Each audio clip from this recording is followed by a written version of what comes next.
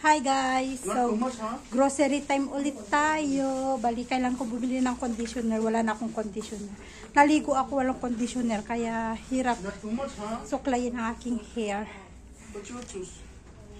At, siyempre. No. Uy! That's all for eating? No. That's all for cooking. What's this? I cannot read nga kasi kung ano dinadampot ni Asher ay... This one for cooking, not for eating. No, don't pick anything. Where did you get this one? You get for your food only. No, Papa, this one incense. The one you need to burn. Yung sinusunog, ito. Yung ilalagay mo sa maliit na dio. Tapos ilalagay ito para sunugin. For house?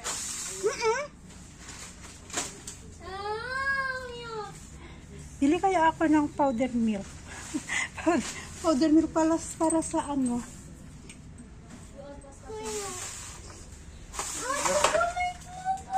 There or toilet? You go ahead. Down? Blue or green? Blue or green? This one? Okay? Go. Go! You gonna help. Blue or green? Any green. Green. Shopping. Go, you help now. Tayo. Okay, go. Hi guys! So, ayan, nandito na kami sa bahay. At hindi ko na ituloy yung pag-video ko kanina kasi si Asher gusto niya daw pumunta ng toilet. Kaya yun, hindi na ako nakapag-video. At konting grocery, konting shopping lang kami. Anak no, turn on. Turn on the lights. So, konting grocery lang kami. Yung mga wala lang. Kasi ang mantika dito namin kay Uncle bibilhin at saka yung isang tangke kasi namin ay naubusan na, so ipaparefill namin dito kay Uncle din. So as usual, para sa damit natin, bumili kami ng Comfort, vinegar. Kasi yung binili kong vinegar, yung toyo, may toyo pa kami, pero yung vinegar namin ang naubos. Paano kasi? Ginamit ko siya sa paglalaba. Ayan. You may break the bowl. And syempre, Clorox para sa mga whites. May Clorox kaming nabili na hindi masyadong matapang. Di ko alam kung anong kulay yun. Yung yellow yata ang takip nun. Dalawa kasi ang klase ng Clorox nila. Red ang takip at saka yellow ang takip. Napanood ko kasi, napanood ko or nabasa ko, maganda daw kasi ang vinegar pag nilagay siya sa labahin, guys. Parang nawawala yung amoy ba. So, trinay ko, okay naman kasi. Kaya, bumili ulit ako dahil, syempre, pag nag-adobo, kahit adobong Asher, kahit adobong sitaw lang, don't step on adding plates. You pick it up. Put on adding, take a chair. At syempre, para sa mosquito, dahil na hindi kami nagmo-mosquito net, wala mang mosquito dito sa amin at nauuso ang dengue. Dito sa Nepal, nauuso na naman ang dengue. So, hindi kasi kami nagmo-mosquito net, guys. Gumagamit lang kami nito, yung para sa mosquito, lang. Maraming dito, yung maliliit na insekto, yung kulay green, pag nangagat, sobrang sakit din kasi. So, ayan, hindi kami nawawalan yan. Palagi kaming meron yan. At toothpick. At may bagong package ang peanut butter. Trinay ko tong peanut butter, guys, na Wakefield. Paano babasahin yan? Hindi ko alam. Wakefield. So, try natin to. Tong peanut butter na to. Mas mahal siya ng konti kaysa yung nakabote. Yung nakabote ay 300. Ito ay 350. Ay, paano ba ito buksan?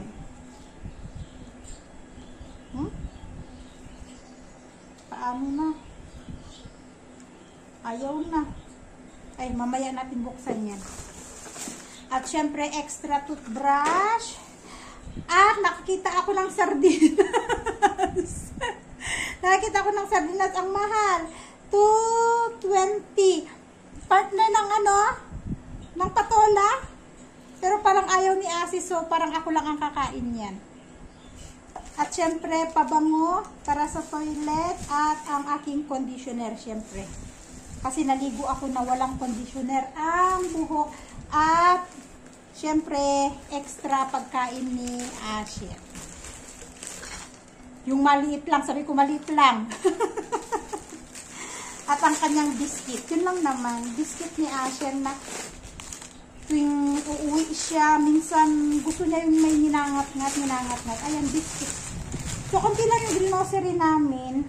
Kung ano lang. Ay, at saka ano pala, bumili ako ng prutas, saging ni Tonton. Bumili ako ng saging. Bumili na rin ng ibang gulay si Asis. Ayan, halo-halo na. Ano, sibuyas, bawang, saging, tapos apple, at lemon. Bumili ako ng, ano, hindi siya lime eh. Para siyang kalamansing malalaki. Ang binili ko at okra. Ayun. Ano kasi ang tawag dito? Ayan o, para siyang lime siguro to. Para siyang malaking kalamansi. Pero ang lime, iba kasi ang itsura ng lime eh. Iba din kasi ang itsura nito. Kaya, kapag lime kasi, hindi mo siya basta nababalatan. Ito naman, para siyang orange na color. Nagawa ako ng juice. Naglaway tuloy ako. Kasi, di ba nahilo ako, yung itinakbo ako ni Asis Hospital. May nag-comment kasi natigilan ko muna yung pag-inom ko ng lemon ping umaga. Kasi nga nakakababa. Blood pressure ko. Bumaba yung dugo ko. Kaya, tinigil ko naman. Ngayon, kaya naman ako bumili nito. Naglaway talaga ako. Kasi minsan, give me one anak ko. Kasi minsan, kapag wala na kasi ako nung pangsinigang na powder. So, ang ginagamit namin lime. Yung nung nakaraan kasi bumili sa Asis ng lemon, medyo mahal ang lemon.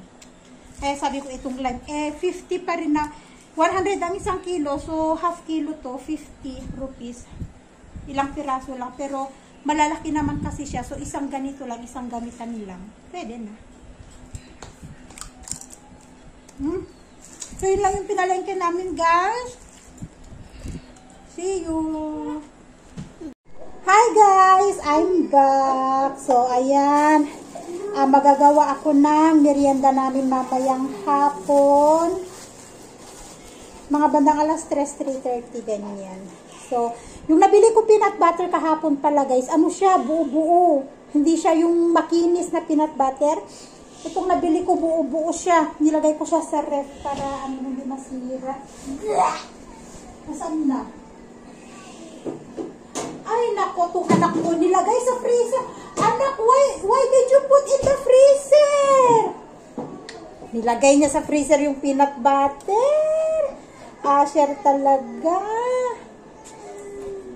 Tingnan yung ito ng peanut butter. O, buo-buo siya. Pero masarap. Ngayon, nagawa ako ng merienda namin. Tapos maglalagay ako ng peanut butter. Para siyang muffins na peanut butter flavor. Yun ang gagawin ko ngayong araw na to. So, at yun, i-share ko lang sa inyo. Gagawa lang ako ng konti sa amin lang. At saka may biscuit si Asher dyan, so konti lang yung gagawin ko. Saka share ko lang sa inyo. First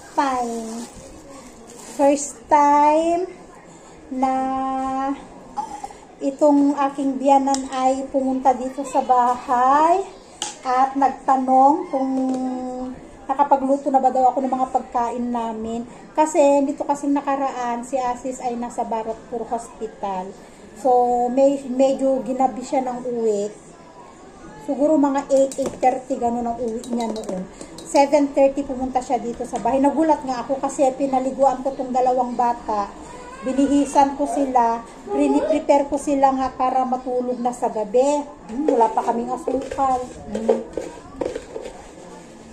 Ngayon, pumunta, biglang may nagbukas sa pintuan. Tapos, sabi niya sa akin, nasan si Asis? Sabi niya. Sabi ko, nasa Baratpur Hospital. Bakit?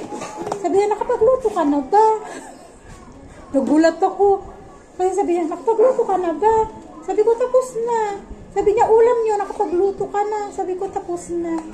Sabi ko, kakain na lang kami kapag pagkabihis ng mga bata. Kasi nung pagpasok niya, binibihisan ko si Tonton ng pantulong. Sabi niya, sige. Nagulat ako first time. Sa 5 years ko dito sa Nepal, first time na ganun ang ano niya. Kaya nga sabi ko kay Asis, ano kaya nakain ng nanay mo? Sabi ko, kasi pumunta siya dito sa bahay, tinanong niya ako kung nakapagluto na ako kasi nga sabi ko, nakita nila na wala ka pa, anong oras na wala ka pa, sabi ko sa kanya.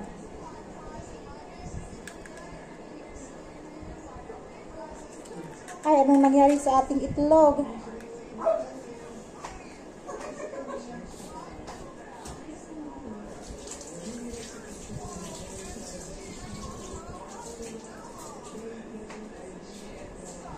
Kaya minsan okay din na hindi rin masama minsan na magbigay ka talaga or maglagay ka talaga ng konting boundaries.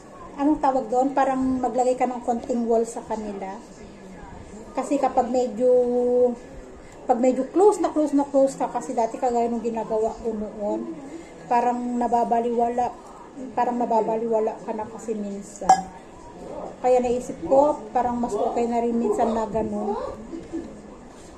Parang may wall. Para at least sa mga ganung konting nagagawa nila, na-appreciate ko na, wow, naalala nila kami. Natuwa naman ako kasi naalala niya na pumunta dito, tanungin kung kumusta kaming tatlo ng mga bata. Na-appreciate ko naman. Kaya sabi ko, okay lang, nagawa ko naman na lahat ng mga dapat gawin. Kahit wala si Asis. Ginabi kasi siya ng uwi noon. May inihatid siyang pasahero sa